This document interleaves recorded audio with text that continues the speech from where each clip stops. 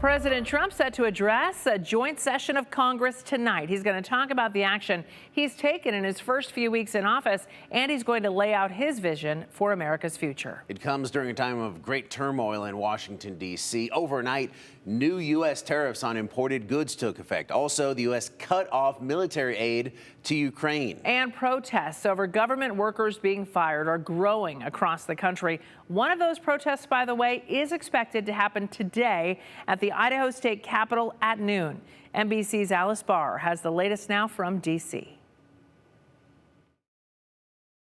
This morning, trade tensions ramping up with China announcing retaliatory tariffs on some U.S. food imports. Canada vowing similar steps in response to new U.S. tariffs that took effect overnight, including a blanket 25% tariff on all imported goods from Canada and Mexico and an additional 10% on Chinese imports. What they have to do is build their car plants, frankly, and other things in the United States, in which case they have no tariffs. American companies now bracing to eat added costs or pass them along to consumers.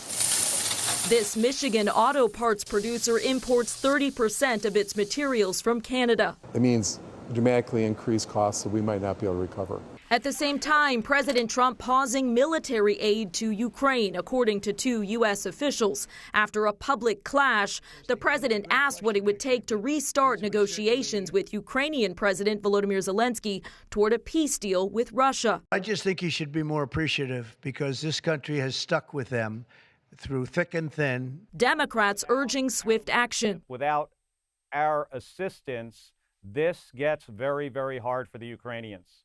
And by the way, it gets easy for Russia.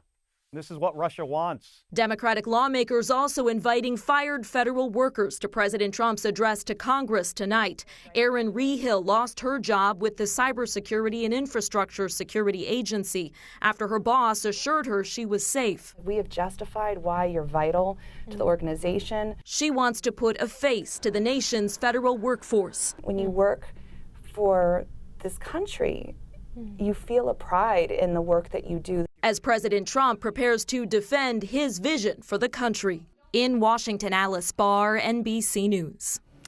More on tonight's address now. Vice President Vance said in a new interview President Trump will focus on successes in his first few weeks in office. And there are also key challenges to talk about, including rising inflation and a government shutdown deadline, which is looming. That's coming up next week.